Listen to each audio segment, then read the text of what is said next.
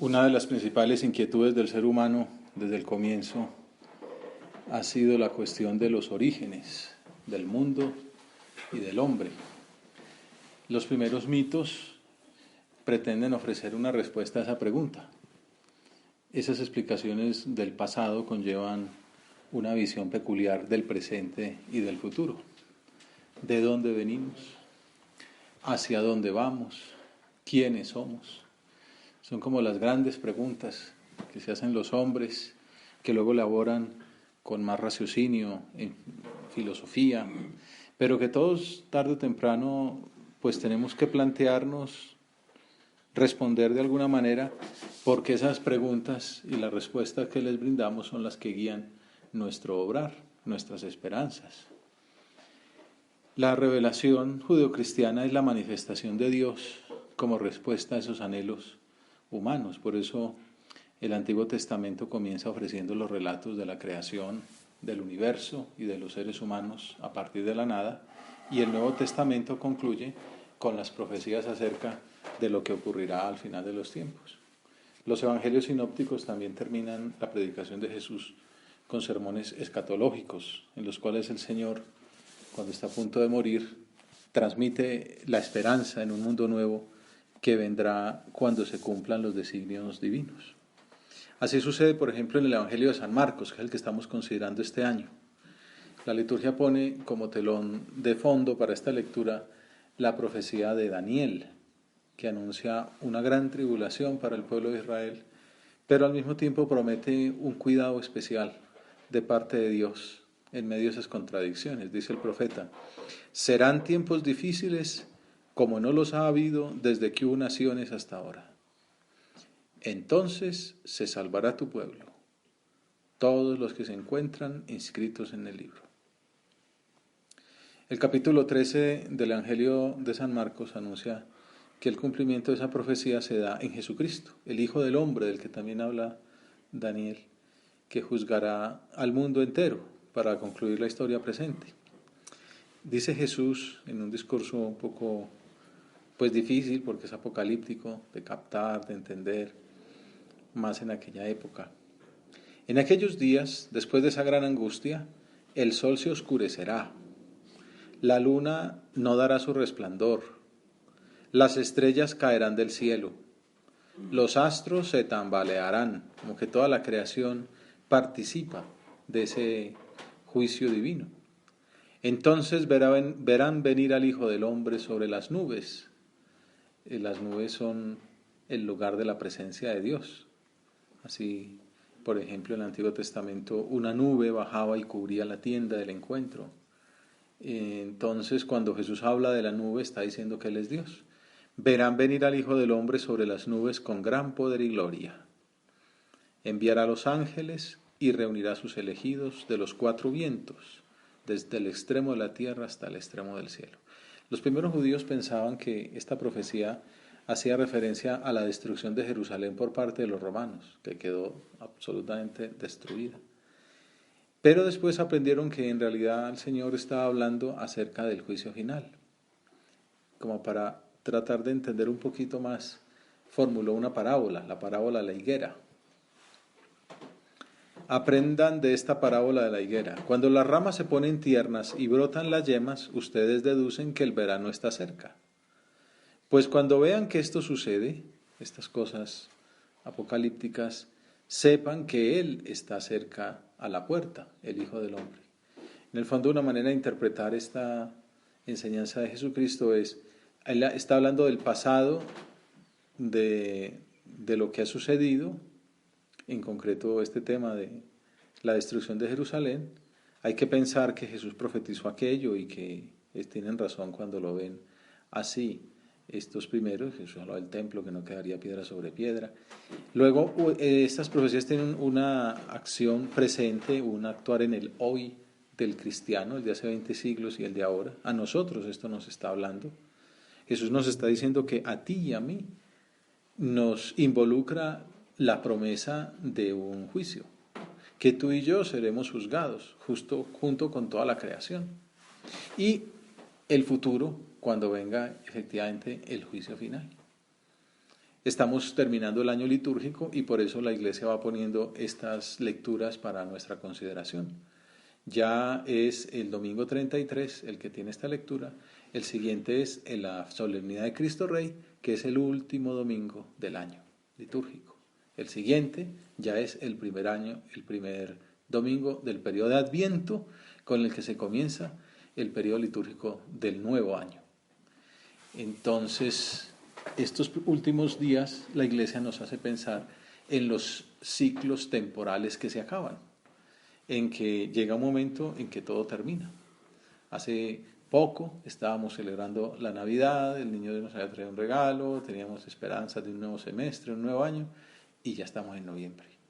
Y así, de noviembre en noviembre, hasta que ya no nos llegue noviembre, y ya noviembre nos toca en el cielo.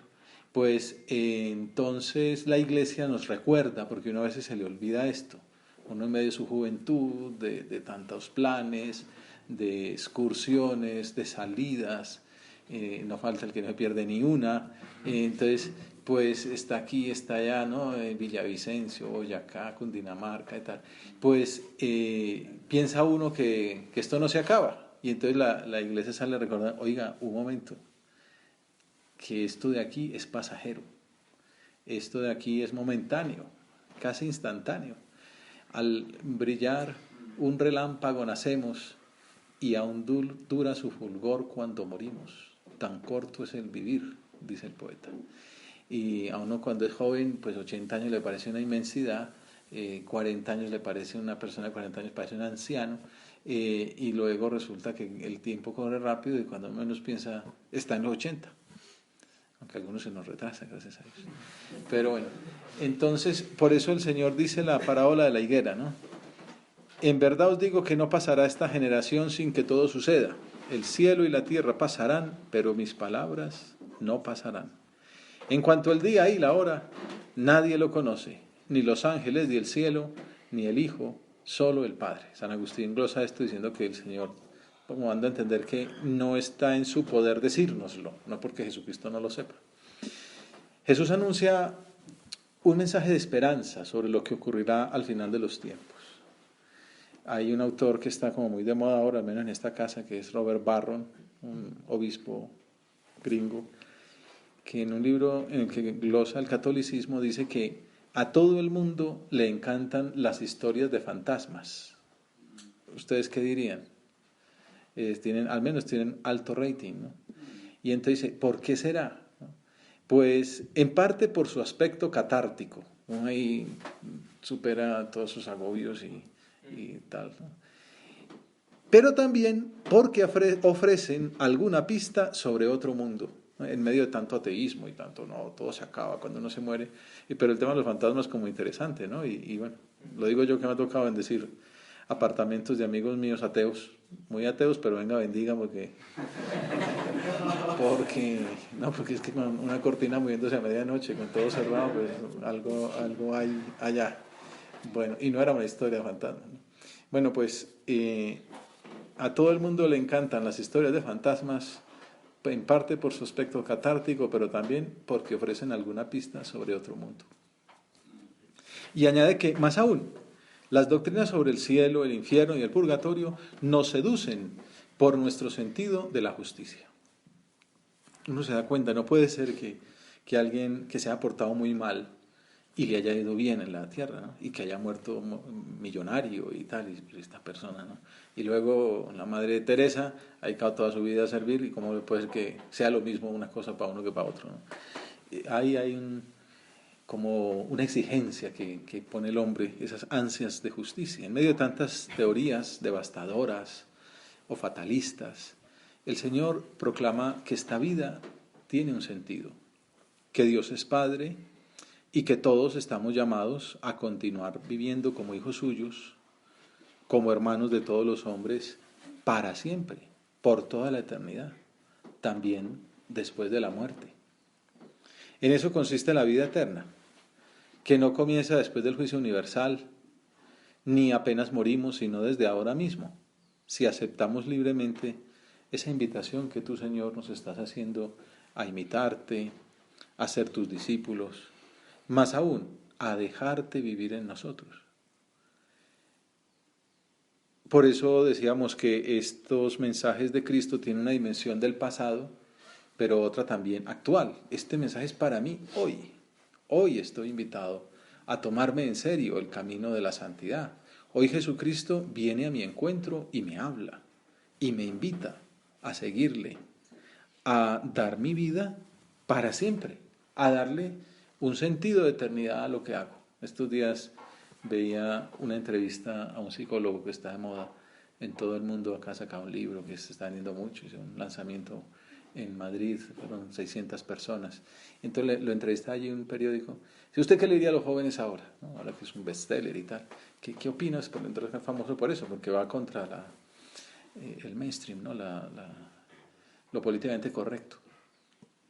Y entonces dice, les diría a un muchacho que esté terminando el colegio, ¿no? Que se pongan un proyecto, que armen un plan y que se dediquen a vivirlo, porque la sociedad lo necesita, cuenta con ello y que tienen la responsabilidad de cumplirlo. Entonces el periodista dice, bueno, es todo lo contrario de lo que escuchan en los colegios, ¿no? Y entonces dice, bueno, un poco sí, un poco distinto. Pero, y pensaba yo que la iglesia es lo que hace, ¿no? Cuando la sociedad, este es famoso por eso, porque la sociedad dice, no, esté tranquilito, acomodo, dice, tírese en el sofá, no se complique la vida, dedíquese a vivir bueno. La iglesia dice, no, mira a Jesucristo que murió por nosotros en la cruz. Tú que tienes 20 años, ¿qué vas a hacer con ellos? Pues Jesús nos dice, yo soy el camino, la verdad y la vida. Aprended de mí. Este es el camino, este es el modelo. Seguir la vida de Cristo, entre otras cosas, es el camino de la felicidad, cuando uno se olvida de sí mismo. Y entonces el Señor nos dice, el juicio, piensa que tu vida no dura 80 años, sino toda la eternidad. Y ese camino no empieza en 50 años, sino ahora. ¿Qué vas a hacer con tu vida? Gastarla para ti, ahí para tener tus 2 televisores, tus 3 carros y tus 2 fincas, o gastarla para los demás y que sean centenares, miles las personas que sean beneficiarias de tu sacrificio, de tu oblación, de tu seguimiento de Cristo. ¿Cómo será el juicio de una persona que ha dedicado su vida a servir? Se imagina uno como una especie como de película, ¿no? Y los centenares y miles de personas que van saliendo ahí como agradeciendo, ¿no?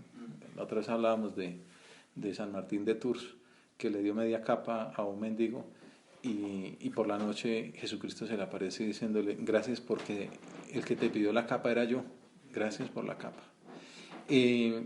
Pues imagínense ustedes si no es un mendigo, sino 100,000, todos los que hemos visitado en visitas de pobres, todos los ancianitos a los que hemos acompañado, los amigos a los que le hemos explicado, los muchachos que vamos a visitar en diciembre, para los que vamos a trabajar. Bueno, ¿y cuántos amigos que se han acercado a la confesión, que se han tomado en serio su vida, que se han convertido, o de pronto que se han entregado a Dios? Da gusto pensar en ese juicio, ¿verdad que no hay ningún temor? Diciendo, pues qué bueno que se diera, seguro que todo aquello me servirá a mí en ese momento, pues también como para que el Señor pueda decir, entra en el gozo de tu Señor, te lo mereces. El catecismo expone brevemente el modo como será el juicio que hará el Señor al final de los tiempos. Cristo juzgará a los vivos y a los muertos con el poder que obtuvo como Redentor del mundo, venido para salvar a los hombres. En el fondo, lo que sale ahí es, el que nos va a juzgar es el que nos perdonó. El juez, a uno siempre de la figura de juez se le viene a la memoria esos personajes de las películas gringas, ¿no? Con su toga y su martillo. Y entonces, pues sí, porque es hasta más presentable que los jueces colombianos ahí en un cuchitril todo mal organizado. Pero siempre es como que da miedo el veredicto del juez. Pero si uno dice, el juez divino es el que entregó su vida por mí, el que se hizo hombre y murió para que yo fuera liberado del pecado. Ese es el que me va a juzgar, pues será un juicio totalmente benévolo. Los secretos de los corazones serán desvelados, así como la conducta de cada uno, con Dios y con el prójimo. Todo hombre será colmado de vida o condenado para la eternidad según sus obras. Entonces, San Agustín dice una frase muy bonita, amor meus, pondus meus. El peso mío es mi amor. Entonces, Las obras que el amor me llevan a hacer son las que me hablarán por mí el día del juicio. Ellos descansan de sus trabajos porque sus obras los acompañan, dice el responso cuando habla de los difuntos. Las horas de estudio, el trabajo abnegado, tantas sonrisas, tantos perdones, tanta sacrificio, tantas oraciones, tanto olvidarse de uno mismo.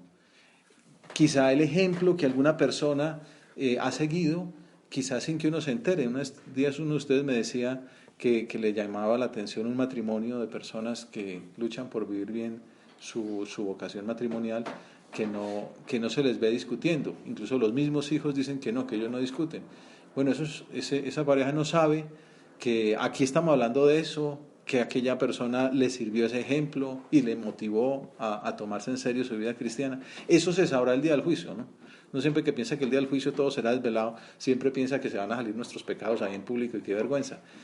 Recordemos que Dios perdona y borra esos pecados para siempre. Es el diablo el que los está recordando, pero el día del juicio el diablo ya no tiene nada que hacer, ¿no? Ya el diablo trabaja hasta que uno muere, pero una vez uno se muere, se presenta, sí, hasta uno muere porque está molestando la vida ahí en ese último momento, con las últimas tentaciones de desesperanza o tal.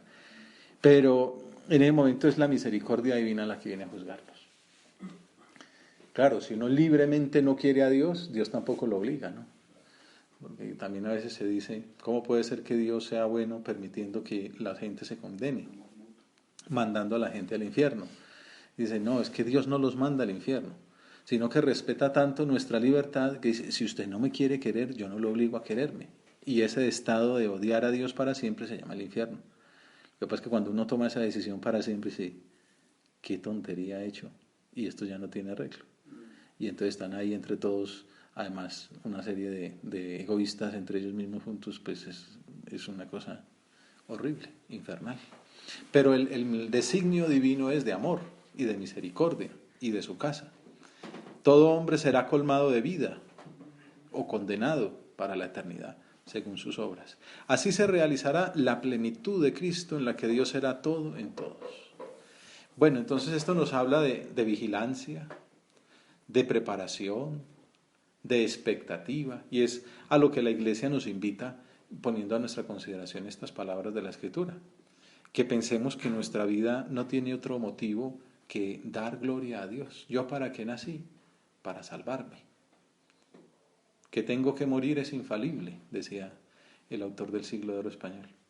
¿Yo para qué nací? Para salvarme. Que tengo que morir es infalible. Dejar de ver a Dios y condenarme, dura cosa será, pero posible. Hay gente que tenía las cosas claras, ¿no? Pues yo nací para salvarme. Dios me hizo para gozar de mi amor y para que yo gozara de Él. San José María dice una frase que siempre también a uno lo mueve mucho. Que Dios se ponga contento cuando me tenga que juzgar. El Padre, el Hijo, el Espíritu Santo diga, qué bien, ¿no? Qué gusto hacer una persona así, ¿no? Qué jugo le sacó a su existencia, ¿no? Cuánto amor, cuánto luchó, porque también tuvo tentaciones y también tuvo caídas, pero cuánto se esforzó y cuánto bien hizo. Qué alegría me da que este hijo mío esté aquí conmigo.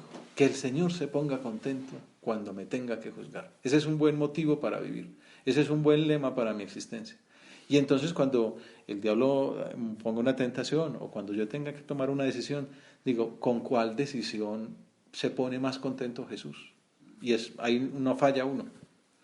Y si falla, pues ya se lo dirán, pero en principio no tendría por qué fallar.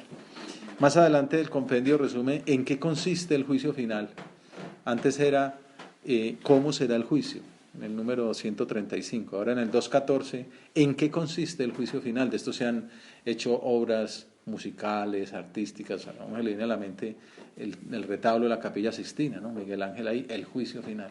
El Jesucristo con una figura muy curiosa, que es la figura del Adonis, porque no es con barba ni nada, es lo que era la belleza en ese momento. Incluso ahí abajo está la escultura. Pues es Jesucristo como triunfando, ¿no? Con la Virgen a su derecha y los ángeles pues llevando al cielo a los siervos buenos, a las ovejas a la derecha y por allá abajo los condenados, ¿no? Con Creonte, etc. Pues el juicio universal, dice el catecismo, juicio final o juicio universal, consistirá en la sentencia de vida bienaventurada o de condena eterna, que el Señor Jesús, retornando como juez de vivos y de muertos, emitirá, como dice el libro de los Hechos, respecto de los justos y de los pecadores, reunidos todos juntos delante de sí.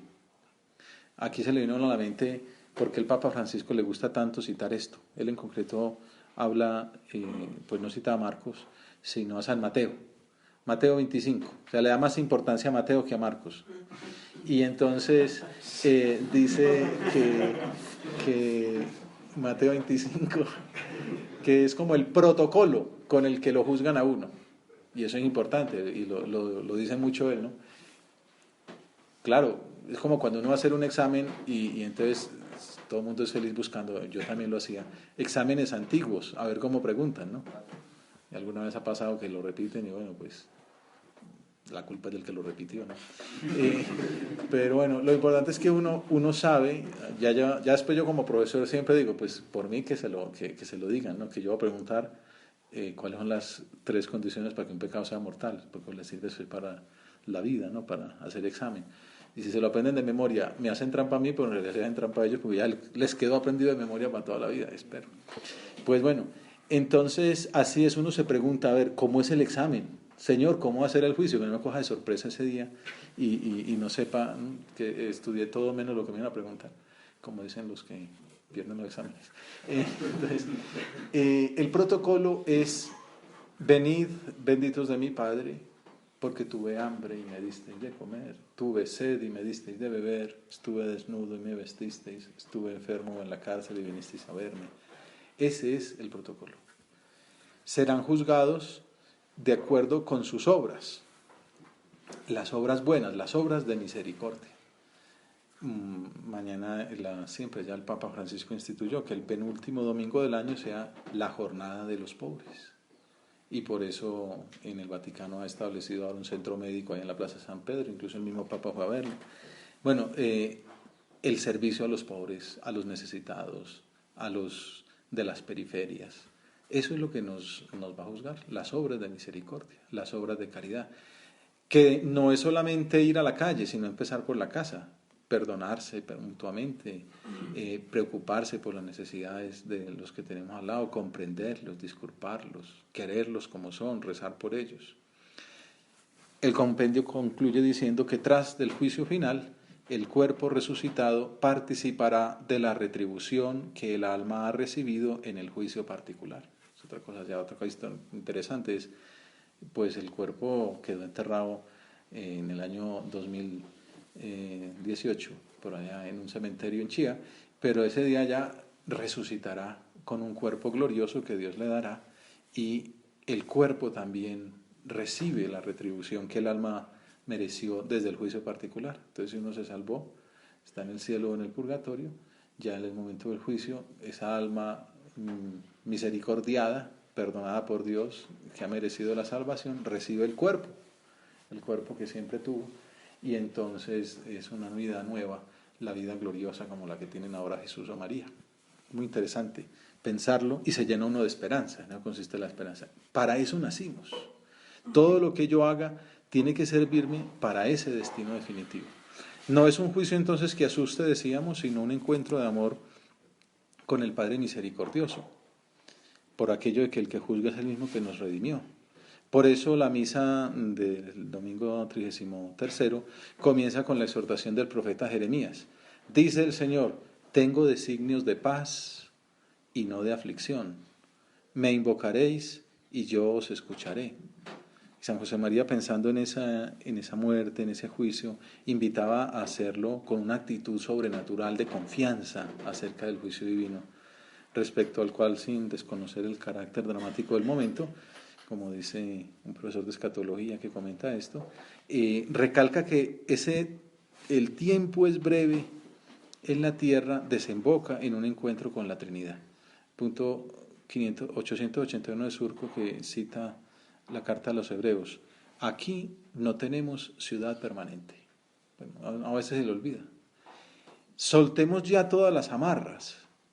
Preparémonos de continuo para ese paso que nos llevará a la presencia eterna de la Trinidad Santísima.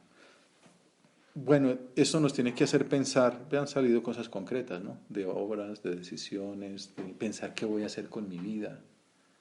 Una vida que valga la pena ser vivida, que sirva para los demás, que además, San José María tiene una frase muy bonita que es, el que se olvida de sí, Dios lo premia con una humildad llena de alegría. Pues no tiene problemas personales, no está pensando en este que gane el año, en aquel que está enfermo, en el otro que me dijeron que encomendaba que se confesara, en la de allá esa familia que está sufriendo porque el hijo está un poco díscolo, está uno sufriendo por los problemas del mundo, por la paz, por la conversión, por la misericordia. Que se va a olvidar uno si me saludó, este no me saludó, o si tengo unos zapatos nuevos o no. No, pues eso pasa a segundo lugar, ¿no? Entonces nos tiene que llevar a aprovechar el tiempo, pensar que habrá un juicio, que tengo que rendir, tengo que dar mis cuentas, tengo que ser responsable de los talentos que se me han dado. Y bueno, entonces si uno canta muy bien, pues de pronto nos preguntan, ¿y qué? ¿Cuántas canciones cantó? ¿Cuántos cantos hizo? ¿Cuántas, no sé, hasta cuántos videos montó ahí con su espectacular voz que le di? Bueno, lo que sea, cómo hice rendir los frutos. Y entonces pensar, aprovechar el tiempo. Estamos en tiempo de exámenes finales, seguro que no hay que insistir mucho en que hay que aprovechar, pero cómo se trabaja a fondo, cómo se huye de las notificaciones superficiales que le hacen distraer a uno, cómo se da fruto. Bueno, un estudiante, un fruto es las notas. Pues hay gente muy buena y que es muy santa y ha perdido una materia. Bueno, pues eso el Señor lo permite para que madure, para que crezca en humildad. Pero generalmente las notas muestran qué tanto fruto le ha sacado uno a los talentos que Dios le ha dado. Y si saca 4,8, seguramente dio más fruto que el que sacó 2,8. Puede ser que no, pero lo habitual es que el que sacó 4,8 es que estudió más, se esforzó más. Puede ser que sea más inteligente, como también pasa, ¿no? Pero hay gente muy inteligente que saca malas notas porque no estudia, no hace rendir el talento. Y hay otros que son más normalitos, quizá casi todos estamos aquí en ese grupo, pero a punta de trabajo y de intensidad como una hormiguita, pues puede llegar más lejos que los genios. Entonces, pensar yo cómo aprovecho mi tiempo, cómo le doy fruto, cómo saco jugo a los talentos que el Señor me ha dado, cómo me esfuerzo por servir a Dios y a las almas, cómo aprovecho el tiempo que tengo aquí en la tierra para hacer oración, para hacer penitencia, para ofrecer horas de trabajo. Ahí viene aquello de una hora de estudio, para un apóstol moderno es una hora de oración. Cómo lucho para crecer en virtudes. En el fondo el Señor cuando nos manda al mundo, cuando nacemos somos un proyecto y hay un modelo. Esto es muy importante, saber uno hacia dónde va. Bueno, el modelo es, ¿qué quiero yo de ese muchachito, no?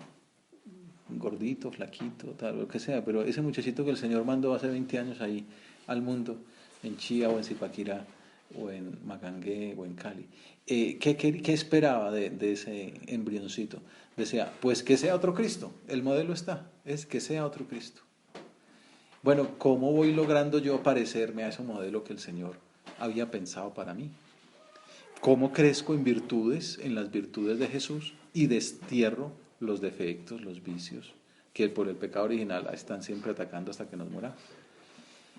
Cuando vemos la vida así, con esa expectativa, con esa esperanza, con ese futuro, una eternidad nos espera, una eternidad de alegría y de amor, el talante tiene que ser alegre. Este psicólogo, el que hablaba ahora, el primer consejo que da, dice que uno tiene que ir erguido.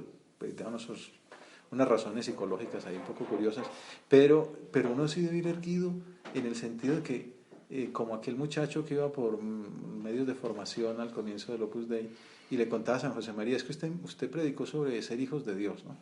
Y dijo que ese era el fundamento de la espiritualidad, que yo soy hijo de Dios. Y entonces iba por la universidad, una universidad pública ahí de Madrid, y decía, ve, y me sorprendí que andaba engallado, ¿no? Erguido, soberbio por dentro, diciendo, soy hijo de Dios. Y entonces dice San José María, le comenté, le sugerí que fomentara la soberbia. La única soberbia que hay que fomentar, la soberbia sobrenatural de ser hijo de Dios, ¿no? Ir alegre por la vida, pues la vida tiene dificultades, la plata no alcanza, o uno como universitario pues no le llega, pero soy hijo de Dios, ¿no? O soy feo, o me duele la cabeza, pero soy hijo de Dios. ¿Ve? ¿Quién es el hijo?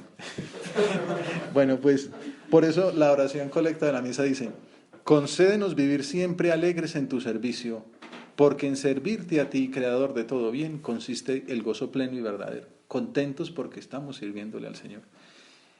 Bueno, pues se nos acabó el tiempo, entonces solo quería concluir con una última idea de Forja, y es que la bienaventuranza celestial consiste entonces en hallarse sumergido, y así le pedimos al Señor, por intercesión de la Virgen, que nuestro talante sea este, ¿no? Una esperanza, inespé gaudentes, ¿no? Gozosos en la esperanza, que nos permanezcamos sumergidos en ese eterno abrazo de amor de Dios Padre, de Dios Hijo, de Dios Espíritu Santo y de Santa María.